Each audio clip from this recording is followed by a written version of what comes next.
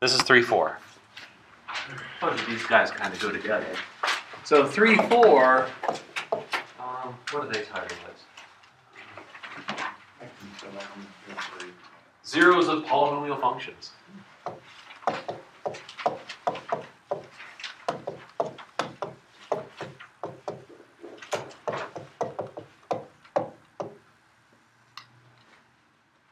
Now 3, 3 is just getting you ready for 3, 4. 3, 4 is the meat of it.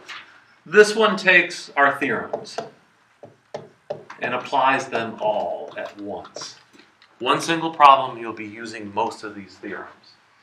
So the theorems that we have already done, intermediate value theorem. If a point is above the x-axis, another point of the function is below the x-axis, and the function happens to be continuous on an interval from A to B, then the graph has to cross someplace in between A and B, intermediate value theorem. So if one of your answers is positive, the other answer is negative, you're guaranteed somewhere between those two x values there has to be a 0 of the function. Has to be a 0 of the function. So that's the intermediate value theorem. That's going to come in handy. We have the End Zeroes Theorem. We just did it. If your degree is 5, you're looking for possibly maximum 5 answers. You're looking for 5 answers. We have the Remainder Theorem.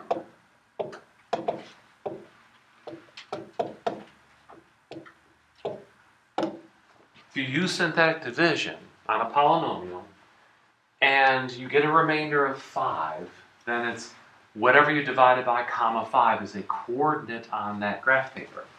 So if you have p of x divided by x plus 4, and you have some kind of answer plus 7 over x plus 4, this transmutes into a coordinate negative 4, 7 on a piece of graph paper. That's what the remainder theorem kind of leans towards. So if you do your synthetic division, your remainder is your y-coordinate, what you synthetically divided by is your x-coordinate, and that becomes a point on the graph. So if you use the remainder theorem and the intermediate value theorem at the same time, you can kind of start locating where these answers are.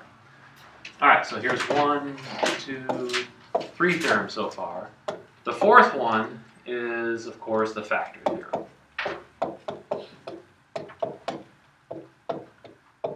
This one allows you, if you find a remainder of 0, to shrink your polynomial by a degree.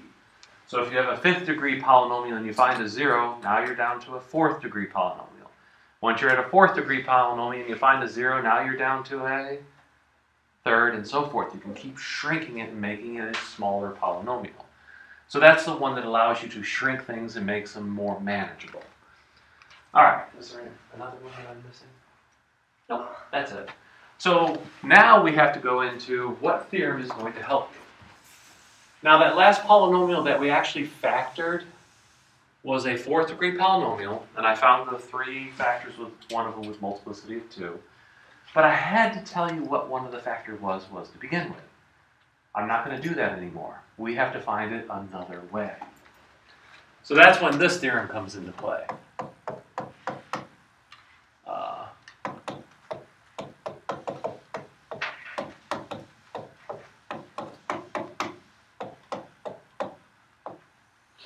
The rational root theorem. This is the method of finding what numbers do we want to synthetically divide by, and hopefully come up with a remainder of 0. That's our goal. So it starts off with, our general polynomial.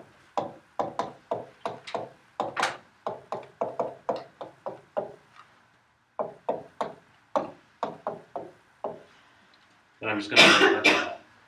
Do you remember when I wrote this on the board, what was the important parts of it? There's only 2 important parts of that entire polynomial I wrote on the board.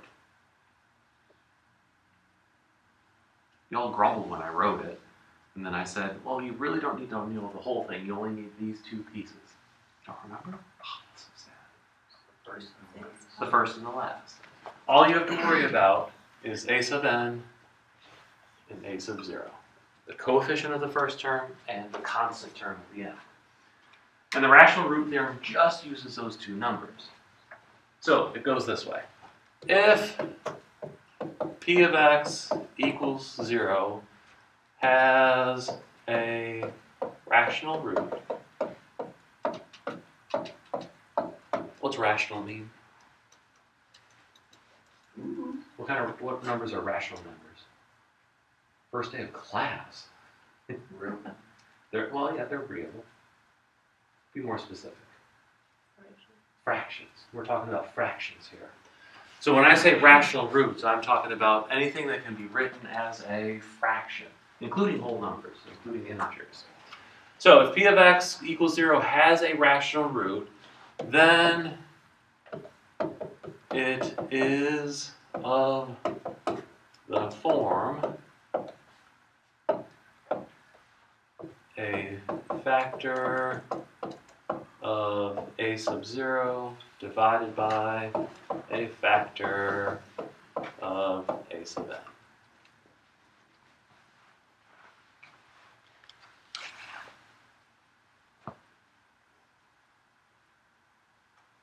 Semi-proof.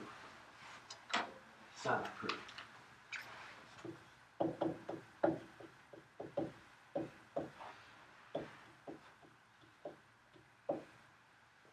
I'll make that 5x. Okay.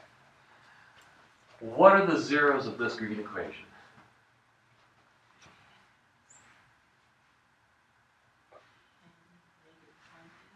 Negative 1/5.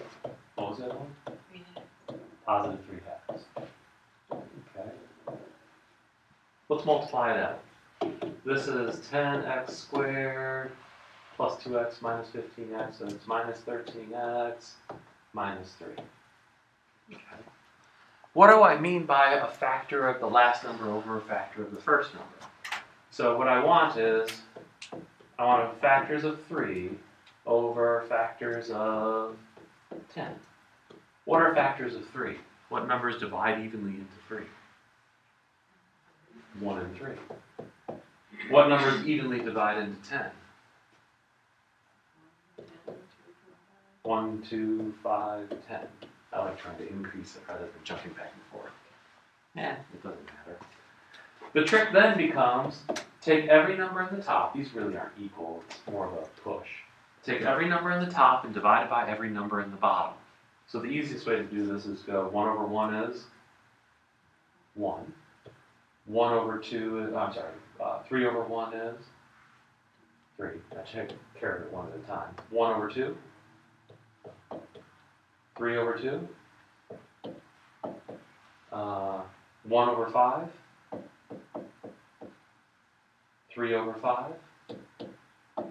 And then it's 1 over 10 and 3 over 10.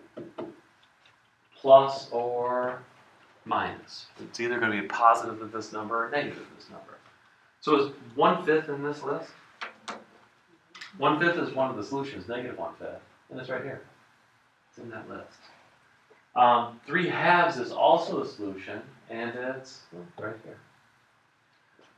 So what this rational root theorem says is, if you have some polynomial, it could be any length, doesn't matter, you take the factors of the last number divided by the factors of the first number, don't reduce the fraction. You're taking factors of. List them all out, get all your numbers organized. If it has a rational root, it's one of these numbers that you listed. It is not anything else but the numbers that you listed. The problem with the rational root theorem is this: are all real numbers rational? Heck no, what's left? Most numbers are rational, which numbers aren't? Holy crap. Say it. Irrational, thank you. Okay. So this has nothing to do with irrational numbers. So if it has a pi as an answer, or a square root of 3, or 2 plus or minus 5 square roots of 3, over 7, weird answers like that, the rational root theorem is not going to catch them. Those are going to get caught a different way. It also doesn't account for the possibility that one of your factors is x squared plus 9. What are the solutions of x squared plus 9 equals 0? Nope. Solve it. How would you solve this equation? 3i, plus or minus 3i, imaginary. So that doesn't also account for imaginary possible solutions. So the rational root theorem literally only deals with fractional answers. It doesn't say that all polynomials have them. It just says if they do, we can find them. Does that make sense? Yeah, look at these. It's not that bad.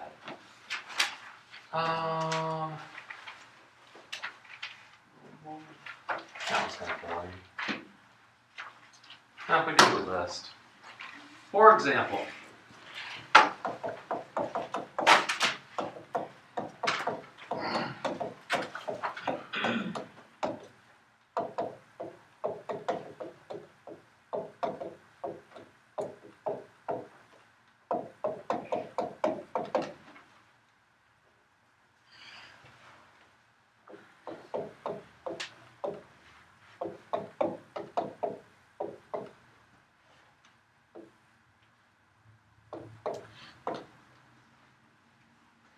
this is like one of my favorite test questions, because what people will do is they'll start looking for the roots, and all I'm asking them to do is to list the possible ones. I'm not asking you to find them. I pretty much can guarantee that this one has no rational roots whatsoever, because I made it up. It's very specific to ones that actually have rational roots. It'd be amazing if this one does. So what you do is recognize your first number and your last number. Don't worry about the sign. All you care about is the absolute value of these numbers. And the formula is factors of a sub 0 over factors of a sub n. Fact. All right. What is a sub 0?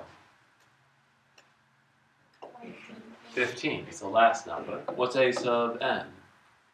4. What are factors of 15? 1, 3, 5, and 15. 4? 1, 2, and 4. So this question is just asking you to list all the possible rational roots. So you start off with taking every top number divided by 1. So in other words, it's just every top number. So 1, 3, 5, 15. Then take every top number and divide by the second one, which is, well, 2. So you're going to get 1/2.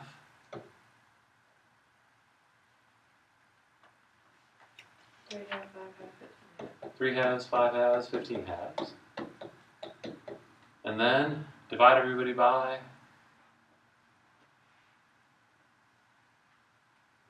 4. So you're going to get 1/4.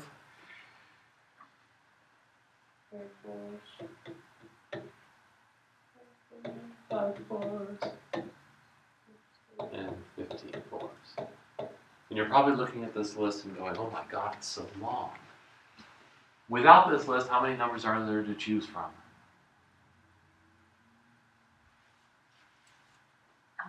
All of them. Which is how many? Well, infinite number of them. So we've just taken an infinite number of possible choices and we wrote it as a finite list. There's only 24 numbers up here you'd have to actually test. That's a lot less than infinity. Lot less than infinity. But I'm not going to test any of these because more than likely it's not going to work. So let's see how this comes together on a problem. To find zeros, to factor a polynomial, graph it, things like that. We'll start off simple and work our way a little harder.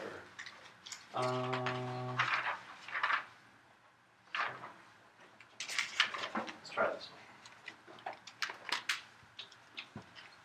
For example,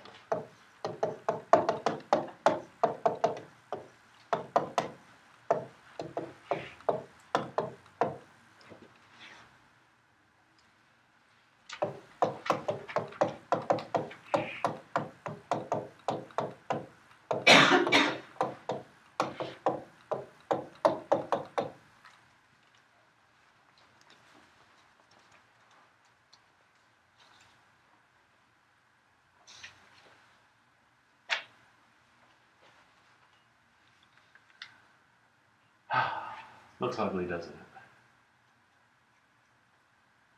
It's not that bad. So, before we start, fractional root theorem. So, a sub 0 over a sub n, but don't reduce the fraction. We're not looking for equalities here. We're looking for all the possible numbers. So, what's a sub 0 here? 18. A sub n? 2. All right. Factors of 18? 1. Bless you. 2. 3. 6. 9. 18. All over factors of 2. 1 and 2. Well, that's not that bad. It looks horrible, but it's not that bad. It looks horrible. So you take all those numbers and divide by 1. It's going to be plus or minus out of this list. 1, 2, 3, 6, 9, 18. I doubt the solution is 6, 9, or 18. They're usually not large numbers. They're usually smaller. All right, then divide everybody by 2. Well, 1/2. What about 2/2? Well, 2/2 is 1, and we already wrote it down. I don't need to write it again. I already have it in my list. 3/2. What about 6/2? It's 3. It's already in my list. I don't need it. 9/2. 18/2. It's 9. It's already in my list. I don't need it. So there's the end of my list. It's actually shorter than the other one. All right, after you get your possible rational solutions, you set up your synthetic division. Now, do you want to save paper or waste paper? You want to save it. That means I need to show you a different way of doing synthetic division, but it requires you to use your brain and not write everything down. Are we okay with that? It's called quick synthetic division. It'll reduce how much work you do on your paper, and it keeps it really well organized. So you take your original polynomial, which is this guy over here, and you write down the coefficients. 2, -7, -4, 27, -18. Ooh, colored pencils work wonders with this type of synthetic division, because if you see colors, you can distinguish what's the original line and what's all the underlying lines. With regular synthetic division, you put a box here next to the 2. With quick synthetic division, you put the box below the 2. You'll see in a second. So you put this number here, and you choose one of the numbers out of the list, plus or minus. I'm going to force you to go minus for a specific reason. So the first number I want to try is -1. Sounds reasonable. So I'm going to synthetically divide by -1, but I've only given myself one line to write something. So should I write the number that's the product, or should I write the number that's the end, the sum? The sum. That's the only one I really care about. So the first thing I do is drop the 2. He's part of my answer. And you go -1 times 2. And in your head, -7 minus 2. And you write that down, -9. So you do the multiplication in your head, you do the subtraction or addition in your head, and you write your answer. -1 times -9. 9 plus -4. It's 5, write the 5 down. -1 times 5. -5 plus 27. 22. Okay. -1 times 22. Minus 18. -40. It didn't work. We got -40 out of it. What am I looking for? 0. Right. So we start all over again. And this is why I don't want to do individual synthetic divisions for this, because it takes a little while sometimes to get that last number to be 0. So I'm going to put my next guess here, right below it. Keeps them all nice and close together, but the focus should be on that top line. That's why I use blue for that color and green for everything else, so I don't lose which number I'm adding to. The next number I want to try is, well, -2. Drop the 2 from the top line down, 2. -2 times 2. Plus -7. -11. -2, that's right? -4 plus minus. I heard question -11. I wasn't sure then. I was like, whoa. Negative 2 times negative 11. 22 minus 4. Remember, you have to go to the top line. Minus 4. 18. Negative 2 times 18. Negative 36 plus 27. 9, right? It's 9. Negative 2 times 9. 18 minus 18. 0. You go, oh, cool. I got one of the answers. So as a 0, it's x equals negative 2. Not really. Huh? What? It has to be a negative 9. Oh, did I screw up someplace? Oh. Yeah. I'm sorry. Negative 2 times 18 is negative 36. Negative 36 plus 27 is negative 9. There we go. Told you sign mistakes are the biggest ones. You don't listen to me. I got it. It works. Negative 2 times negative 9 is positive 18. Positive 18 minus 18 is 0. I knew it was a 0. We just screwed up on a sign, but that's really crucial. See, if you mess up one sign, the whole problem, you could have actually chosen a 0, but if you screw up a sign or did addition or multiplication wrong, you're never going to actually find it. You'll be doing this in deductive division forever if you keep making mistakes. That's a possibility. All right, the cool thing about finding the 0 is you get actually a two-part answer. You get that it's a 0, that x equals negative 2 forces that polynomial to equal 0. You also get a factor. What is the factor when x is equal to negative 2? Where did it come from?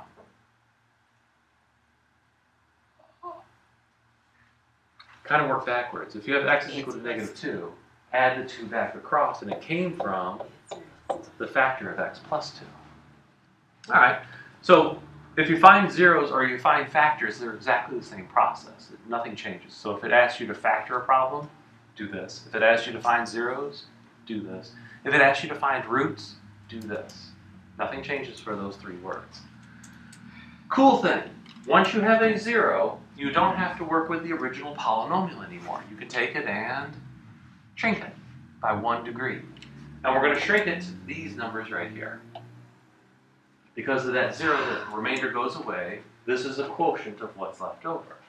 So you start all over again. 2, negative 11, 18, negative 9. Quick synthetic division. What number would you choose? Now, negative 1, since it didn't work originally, will never ever work. Negative 2 again. Because just because it worked once doesn't mean it can't work twice. It could be a multiplicity root. So always try it one more time. It could be a hidden root in here. So try negative 2 one more time. Drop the 2. Negative 2 times 2. Negative 4 plus negative 11. Negative 2 times negative 15. Notice I'm going a little faster. I want your brains working here. 30 plus 18. Negative 2 times 48 is a big, ugly negative number, plus another negative number is going to make this negative. It didn't turn into a 0, so I don't care. Didn't turn in, but I do want to know that it's negative. That sometimes comes in handy. All right, what number do you want to try next? Actually, hold on that one right there for a second. There's a small pattern embedded in this. Look at the numbers here. 2 is positive, 15 is negative, 48 is positive, the answer over here is negative. It's going positive, negative, positive, negative. That's actually an important little pattern with this. So a lot of you would say, well, let's try negative 3. And I'm going to say you don't have to. Because when the numbers go positive, negative, we say that x equals negative 2 is an lower bound. In other words, no number smaller than negative 2 is actually going to ever give you a 0. So you don't have to worry about anything smaller than negative 2. Because the numbers went positive, negative, positive, negative. It gives you a tool to kind of squeeze your answers in between 2 numbers. So you don't have to go too far.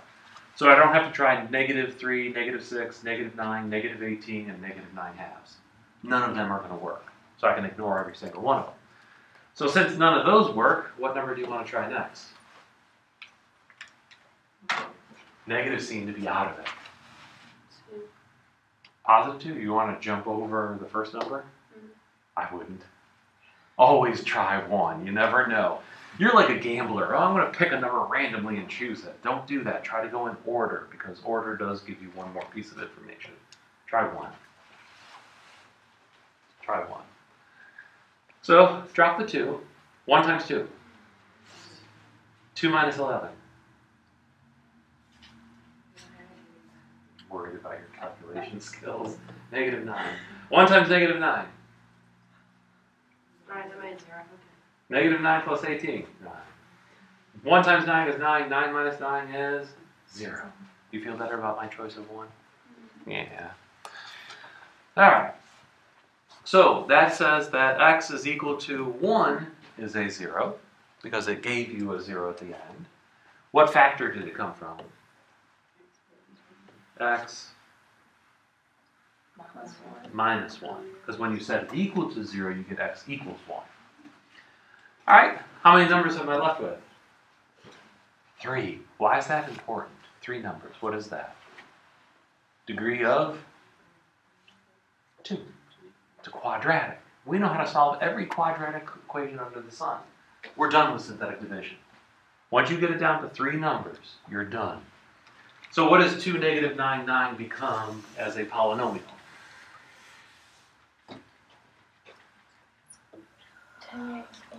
2x squared minus 9x plus 9, and we're trying to find zeros, so I'm going to set it equal to 0. Can we factor this? Factors of 18 that add up to negative 9. I don't think so. Oh, 6 and 3. Yeah. Which way do you want to factor it? My way or here the long way? The short one. Everybody else is like, I don't want to do it at all. Yeah. You want to do guess and check? Well, the numbers are going to be 6 and 3. You divide both of those by the lead coefficient, which is 2. So you get 3 and 3 halves. To get an answer of 3, the original polynomial had to have an x and a 3 in it. To get an answer of 3 halves, the original polynomial had to have a 2x and a 3. Because if you're going to solve this one, you're going to move the 3 to the other side. You'll get 3 out of it. You're going to solve this one, you're going to move the 3 across and divide by 2 and get 3 halves out of it. You just got to figure out what's the signs. So, I need a negative 9. So, what sign's going here for a negative 9? This gives me 6, this gives me 3, so the best both negative. So negative, negative. And my final solutions are positive 3 and positive 3 halves. And the other solutions were 1 and negative 2. So this is the list of zeros of my polynomial. Isn't that cool? No. I'm getting a headache. It's contamination from her. She's been spreading headaches all through the class with her migraine. But I mean, the process isn't that hard. And it's just arithmetic. It's multiplication and addition, and you're looking for a 0. And then the rest is, knowing when to shrink your polynomial. I've seen a lot of people keep going back to these original numbers at the top, and they never finish the problem because you're trying numbers over and over again, and it's a longer list of numbers, so it's easier to make mistakes. So you want to try to keep, every time you get a 0, make it small. That's really the only thing you have to remember. Alright. So today is finishing up 2-4. Then I have a decision to make. Do I go all the way to the end of the chapter, do 2-7, or not 2-7, 3-7, which is not that bad, and then come back to the rational graphing, which is horrible. I think I'll do it that way because we could do relaxing and then pound you in the last few days, and then just test you on it and hope to God you do the best. Aren't I nice? So, 3-4 continued. Yeah, 3-4 continued.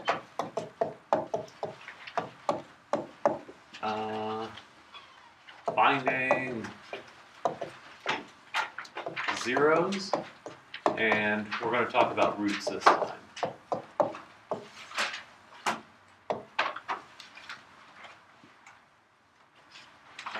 Should we do algebra first.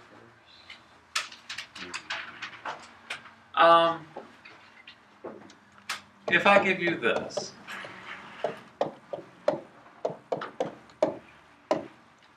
and I ask you to multiply together, please do. What? Multiply together? So I should be able to do that. It's just two polynomials multiplied together.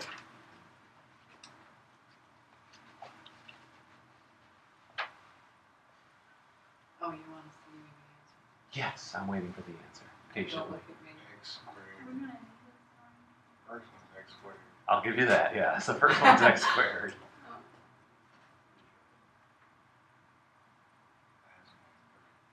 The last one is 3.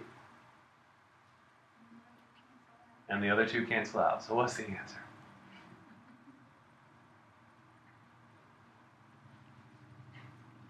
Minus 3. X squared?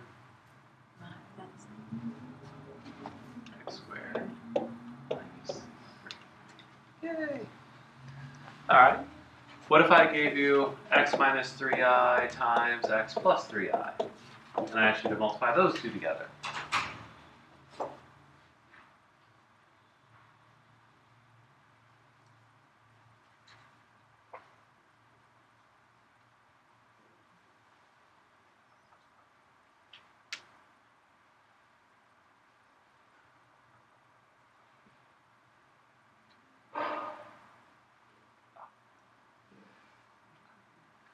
Quiet because no one wants to answer me. What'd you get? X squared minus X squared plus 9i squared, right? But I squared changes the minus 9 into x squared Plus plus 3. plus 9. Oh, 9, I'm sorry. So it's x squared plus 9. Now, what are these two things called in each one of these sets? What are they called of each other? Do you remember the word? It's fancy. Begins with a C. Conjugates. So these are called conjugates, these second pieces. Conjugates. Okay.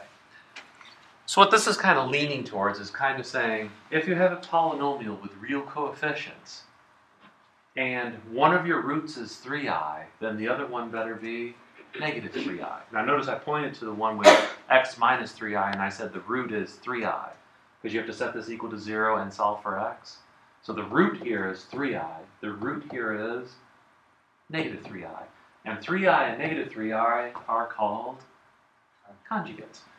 If you have a polynomial with real coefficients, this first one, x squared minus 3, and one of your roots is square root of 3, then your other root has to be negative square root of 3. It's a guarantee that you have to have conjugate pairs, because square root of 3 is not rational, it is irrational. So, what I'm saying here in both of these cases, if you have polynomials with rational coefficients, that way I don't have to say real for the second one. If they have rational coefficients, whether they have an irrational root or an imaginary root, they have to come in conjugate pairs. So I put that together in one quick little theorem. It's technically the irrational complex theorem of roots. Irrational complex. And I ball it all together by saying we have a polynomial with rational coefficients. Technically, you're supposed to say rational for the irrational one and real for the imaginary one. But I like putting them all together because most polynomials we deal with have rational coefficients. If p of x is a poly with rational coefficients and has either a irrational or complex root, then it must have a conjugate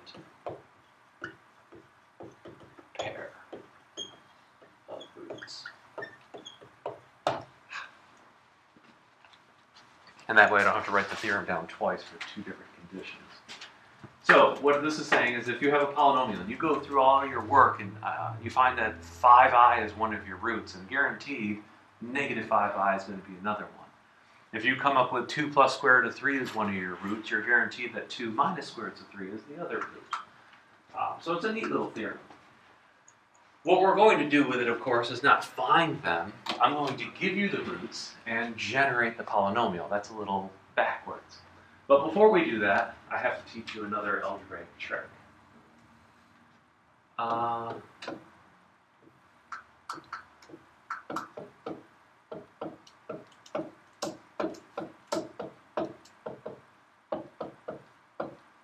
What are the roots of that equation, or of that expression? If I set this equal to 0, what would its solutions be? Now, if I set this one equal to 0, and I want to get x by itself, I would take this piece and add it across. So one solution is 2 plus 3i. If I want to solve this one and set it equal to 0, I would add this piece across, and you'd get x equals 2 minus 3i. So 2 plus 3i and 2 minus 3i are our solutions, and take a guess, well, they're conjugate pairs, because one's got a plus in the middle and the other one has a minus. How would you multiply those two together? Kind of like these two over here. It's not as nice, is it? There's ways of doing it. You can treat them both as trinomials, you know, distribute the negative through and factor the first term, the second term, and the third term through, and crank all your common like terms together. Or you can cheat. You want to cheat? Cheat. Now, when you cheat, you got to be really careful. My method works really, really nice, but if you forget how to do it, it'll screw you up. So here's the cheating method, and it works wonderful for a lot of different topics. This and this are almost exactly the same. Let's call this one A. Let's call this one B. Where A and B is any complex number. Well, and specifically A is 2 plus 3i and B is 2 minus 3i. So basically I'm just doing a substitution.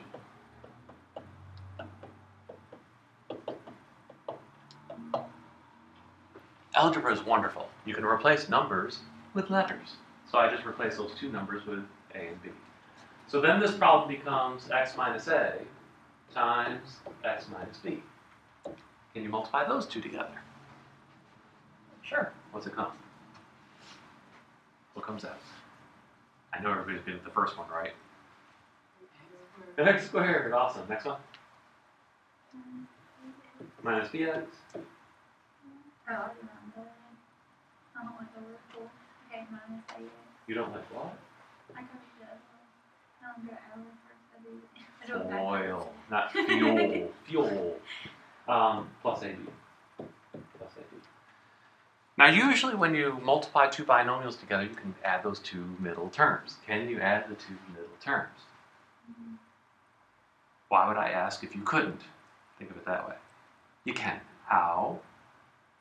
What property allows you to combine like terms? Way back in the beginning of the semester. Not commutative. Distributive property. What can I factor out of here? Because factoring is the same thing as distributive property. What can I kick out of the middle two terms? X. What else? Negative. So what I'm going to do is I'm going to write it as x squared. When you factor something out, it doesn't matter if you factor it to the front, or if you factor it to the back, or if you split them, front and back. So what I do is I factor the negative to the back, and I factor the x to the, factor the negative to the front and factor the x to the back. It works, trust me. You distribute a negative through, they'll both become negative. Then you distribute an x through, and they'll both have a x. What goes inside the parentheses? A times b? A plus b. Because I took out the negative, that makes them both positive. So the operation, instead of being minus minus, it becomes plus. All right, plus AB. You could think of this as a formula if you want. X squared minus A plus BX plus A times B. What you do with this formula is actually kind of simplistic. This says, to get the middle coefficient, you take A and you add on B. So you come over here. What is A plus B? Well, add them. 2 plus 2 is 4. Negative 3i minus 3i is 0. So a plus b is 4. What's a times b? Well, then you have to FOIL them. Now remember, when you FOIL them, if you want, you could write it next to each other. 2 minus 3i, 2 plus 3i. What's that equal?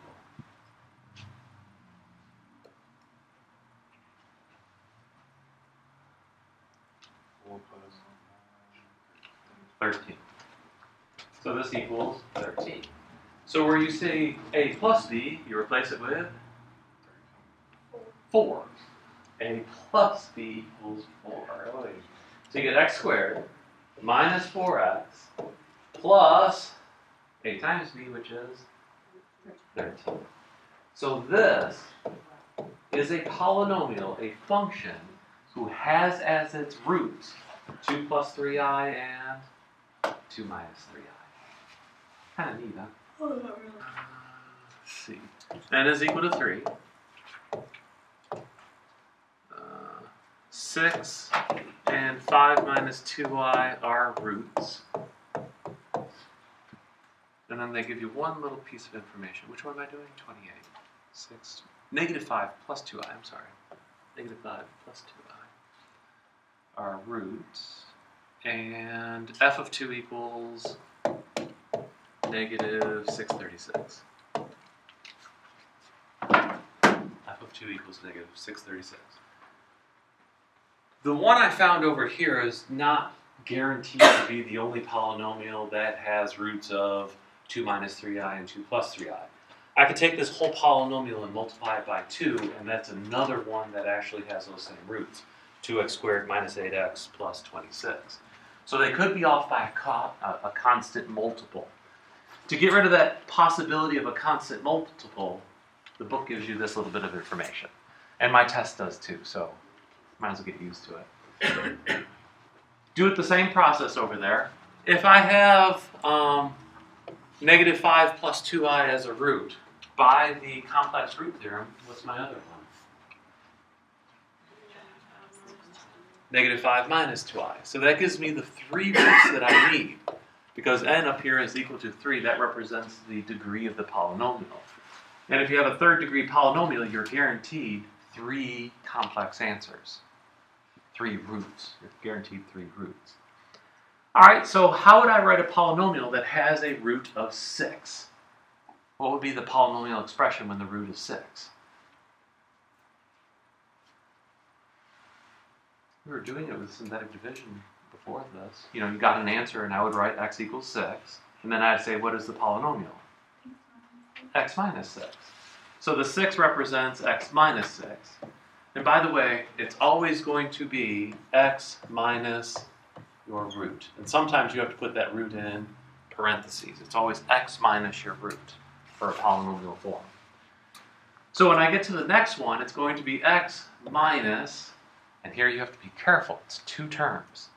And because it's 2 terms, you should put it inside parentheses. So it's x minus negative 5 plus 2i.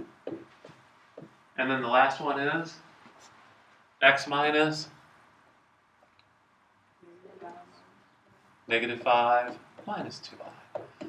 Oh, by the way, you didn't have to choose negative 5 minus 2i as a conjugate. You could have also chosen 5 plus 2i.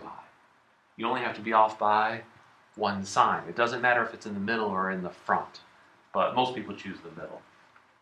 All right, so you have this nice setup. But then we have that formula, x squared minus a plus bx plus a times b. What would a be here?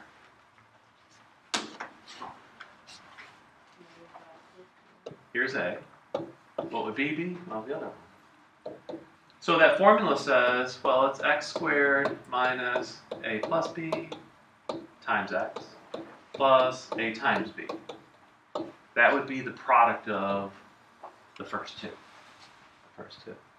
So all I need to do is add them. Well, if I take a and b and add them together, what do I get?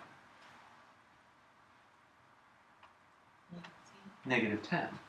So then this becomes x squared minus a negative 10. Well, minus a negative 10 is plus 10. So you get x squared plus 10x. All right, what's a times b? Well, negative 5 times negative 5. 25. The inner and the outer are going to cancel, so I don't have to worry about them. 2i times negative 2i. 4i squared, negative 4i squared, which is the same thing as just plain old plus 4. So then you get plus, 25 plus 4. Oh, 29. My brain doesn't do calculations. You should remember this. So that would be the imaginary things multiplied together gives you x squared plus 10x plus 29 without doing all the nasty work that the book wants you to do. All right, bring down the next factor, which is the real part, x minus 6. Then you have to multiply those two together. Remember how to multiply polynomials? One term at a time. X times x squared is x cubed. X times 10x is 10x squared. X times 29 is 29x. And then multiply everybody by negative 6. So negative 6x squared, negative 60x, negative 6 times 10x. I don't know what 6 times 29 is. 174? Is it? Did you do that in your head? On your hands. 174. It's negative. Negative 174. All right, add those two together. We get x cubed plus 4x squared minus 31 x minus 174. So far, so good?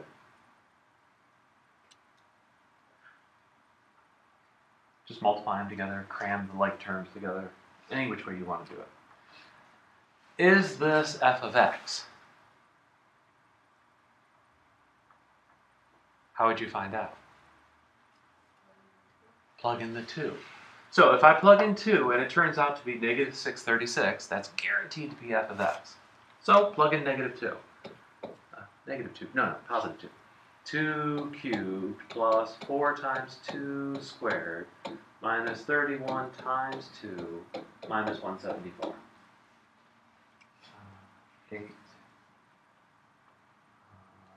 24.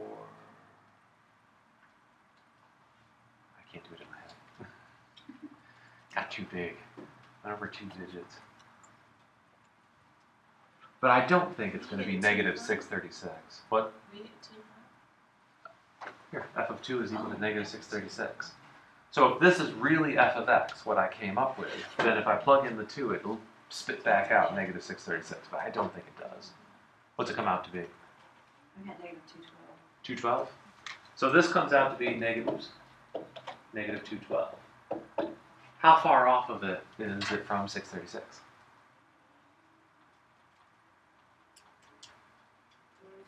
It's 3 times less, right?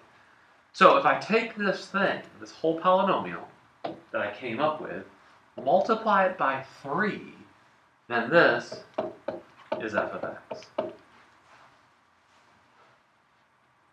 Because now the answer was negative 212, multiplied by 3 brings me up to negative 636. So that becomes f of x. It's off by a factor of 3. That's what the book is looking for.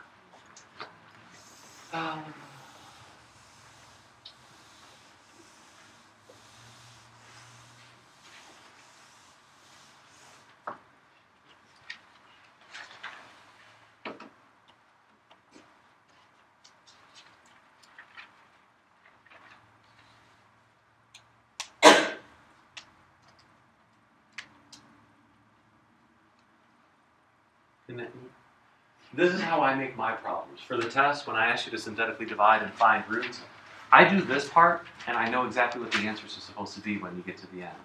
And I give you this part to solve, set it equal to 0, find me the zeros, find me the roots. So this is basically how I design my problems. So which part is the answer? The f of x equals 3 times x cubed plus 4x squared minus 31x plus minus 174. I'll box it for you. This is the answer. It is the function that has those things as roots, and f of 2 is equal to negative So like on the 636. test, you don't have to put 3x cubed. We can just leave the 3 out. Yeah, just leave the 3 out. Actually, I prefer you just leave the 3 out there. And then instead of distributing it through, because, I mean, either one's going to work, but I'd rather see that you put the 3 there and I know what it means. I know what it means. So, let's do one last problem. Find factors. A little review problem. Find factors for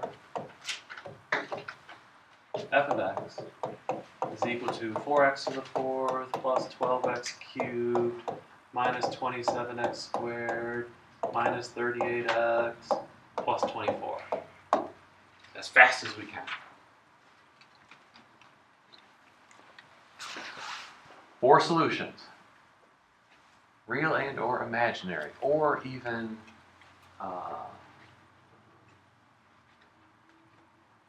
irrational. Maybe even irrational. Irrational ones, by the way, are usually the harder ones to find, I think. Okay, so you start off with last number over first number. And do not simplify. You want factors of the top one. Yeah, 1's a factor. What else for 24? 3, 4, 6, 8, 21. That's all? I said What about the 2? 2, 3, 4. Oh, I thought you said 2. Oh, I didn't say 2. 2, 3, 4, 6, 8, 12, 24. Ooh, long list. Lots and lots of numbers to choose from. Factors of 4.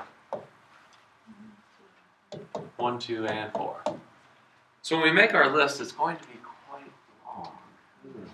So plus or minus 1, 2, 3, 4, dot, dot, dot, all the way up to 24. Trust me, the solutions are not 6, 8, 12, and 24. There's a reason for it. Most of the reason is the second number up, which is 38. That would have to be smaller if one of these were going to be the root. But that's just a trick I learned over the years. Also, most books don't go any higher than 4 for roots. Yeah. What else is there? Well, 1 over 2.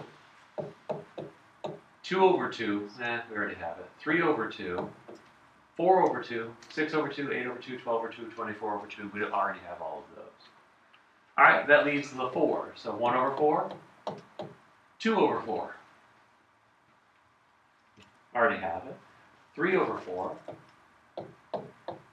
4 over 4, 6 over 4, 8 over 4, 12 over 4, 24. Anything that reduces, trust me, you already have something in the list already. So that's it. It's really not that many. It looks horrible in the beginning, but a lot of the even stuff disappeared. All right, then what?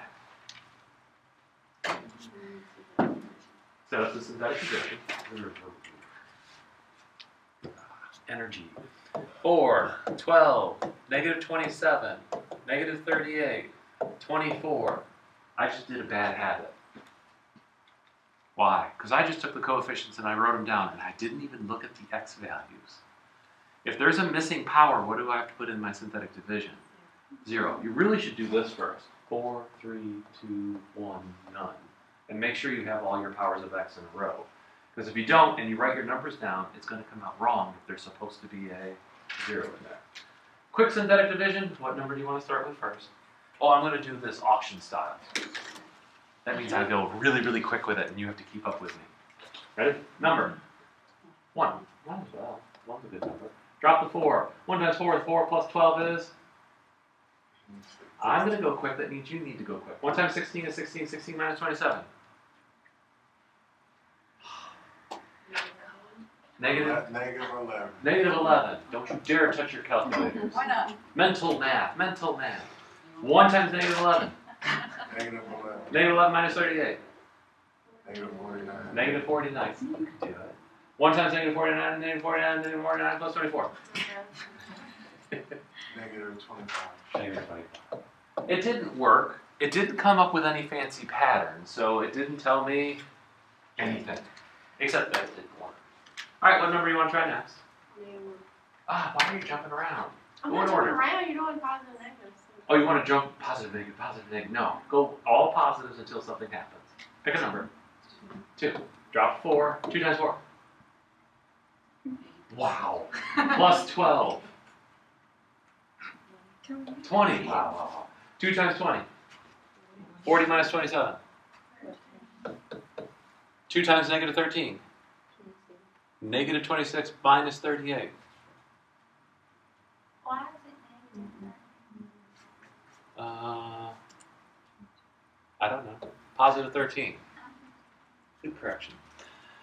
2 times 13 is 26. 26 minus 38. That sounds better. 26 minus 38. Negative 12. Hey, this is nice. 2 times negative 12. And add it to 24 and you get a big fat 0. That's why you go in order. You never know where they're going to crop up. So we find that x is equal to 2. What's it as a factor? X minus 2. It's always x minus the root. And this one, I want you to actually factor it. I want to write it out as its factors. All right. Since it worked, what do? Use these numbers right here, the corrected ones. 4, 20, positive 13, negative 12. And start your synthetic division again. What should be your first guess? 2. Start with the one that actually worked. Oops. I just changed my marker already. Drop a 4. 2 times 4? 8 plus 20? 28. 2 times 28? 56 plus 13? 69.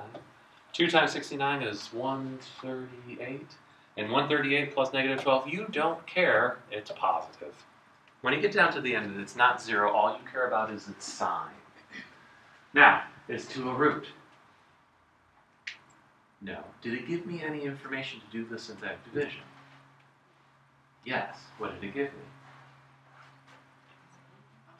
Positive, positive, positive, positive. It's an upper bound.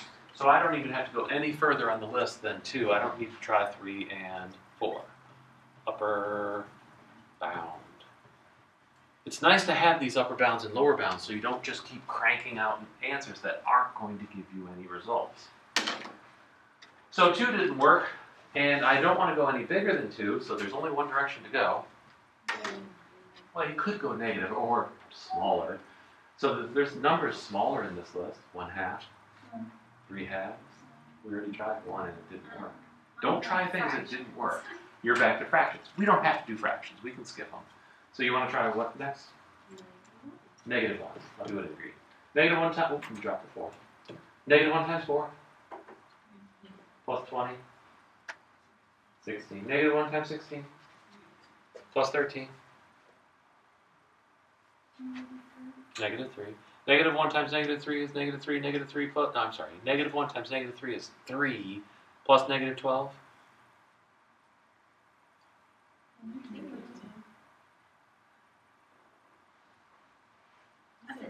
Did I say negative?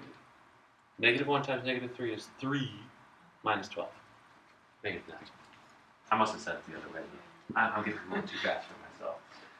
Didn't work. Didn't give me any fancy patterns, but it does tell me something. Look between 2 and negative 1's answers. 2's answer is positive. Negative 1's answer is negative. You are guaranteed a root between these two values. By what theorem? Intermediate value theorem says if the signs change in the y's, there's a root between the x's. All right? So because there's a sign change here on the right, I can say there's a root there between 2 and negative 1. I could probably make that a little bit better. No, I can't. That's too bad. So it's just someplace between 2 and negative 1. Oh, well, keep going. Unless you want to try a number between 2 and negative 1. Which would be 3/2 and 1/2 and those numbers, but we can skip it for now. What number do you want to try next? 3/2.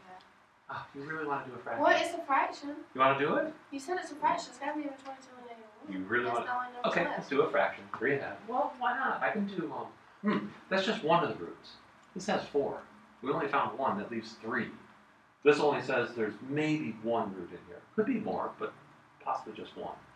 I would keep going. Negative 2. See what happens. Drop a 4. I mean, you can play games and see what happens.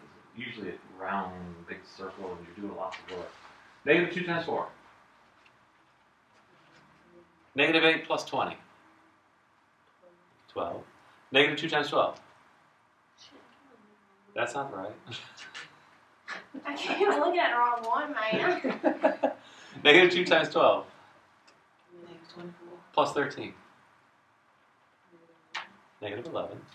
Negative 2 times negative 11 is 22. 22 minus 12 is 22 minus 10, isn't it? Yeah. What does that tell us? Huh. Negative to positive. There is a guaranteed, this is a little closer than positive 2 and negative 1. This is negative 1 and negative 2 it's between. So there's also a root between those two. Now I'm starting to really think I want to use a fraction. So what number is between negative 1 and negative 2 in our list? Negative 3 halves. I'm going for it. Let's see if it works. So, negative 3 halves. Where'd it go?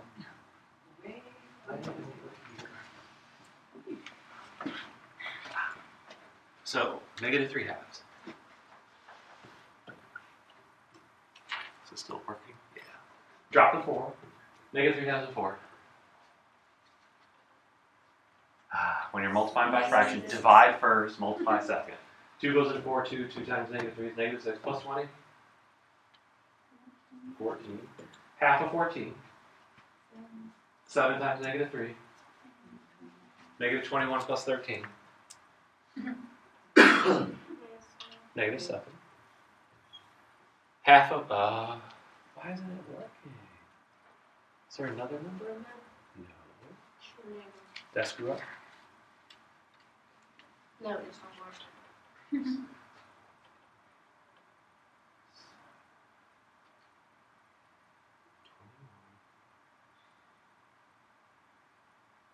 That's 8. That's negative 8. Somebody said that.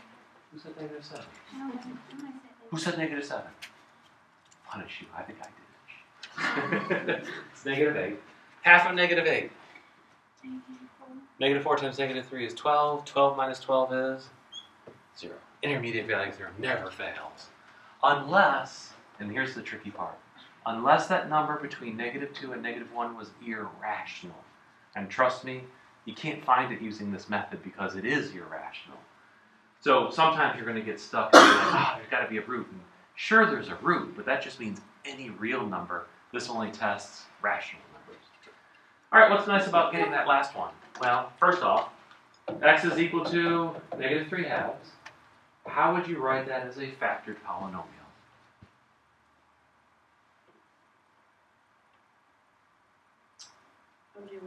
How would you write it as a polynomial? Like, here we had x equals 2, and we wrote it as x minus 2. 2x plus 3. 2x plus 3. Thank you. That's awesome. If you write it as 2x plus 3, it's much better than writing it as x plus 3 halves. Because if you set this equal to 0, we would subtract 3 and divide by 2, coming up with negative 3 halves. So that bottom number goes towards the x, the top number goes by himself. Opposite sign, opposite sign. What's the other nice thing about this part? Well, I got a 0, and I'm down to how many numbers? I'm done with synthetic division. Once you get it down to 3, you are absolutely done with synthetic division. Okay. So how do I get the rest of it? Well, 3 numbers represents what kind of thing? What's it called? Stop calling it squared. Quadratic. So you can start thinking quadratic equation, quadratic formula. And it's written as 4x squared plus 14x minus 8. And since I want it in factored form, I'm not even going to set it equal to 0. I want it factored. So, what's the first step of factoring this?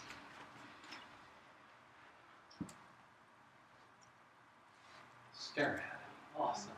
Second thing. Stare at it more.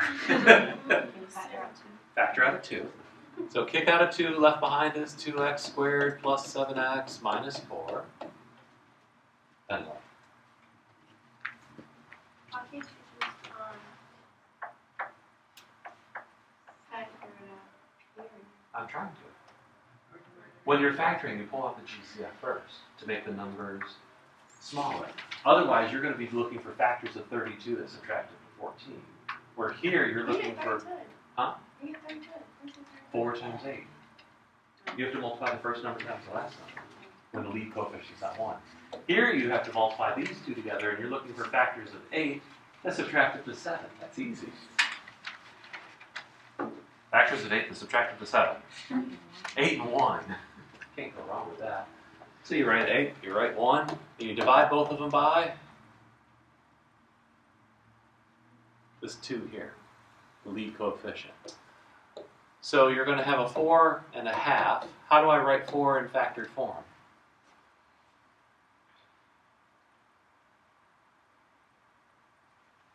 How did I write 2 in factored form?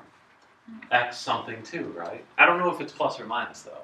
So it's going to be X something 4. What about 1/2 in factored form? No, I don't want a half in it. I don't want any fractions.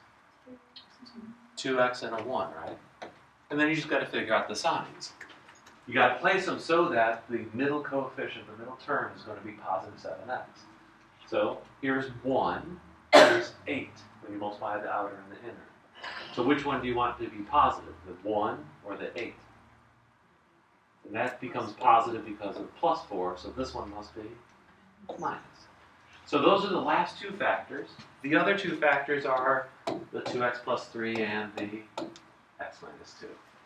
So 2x plus 3, x minus 2, and this thing is the original function that we started with in factored form.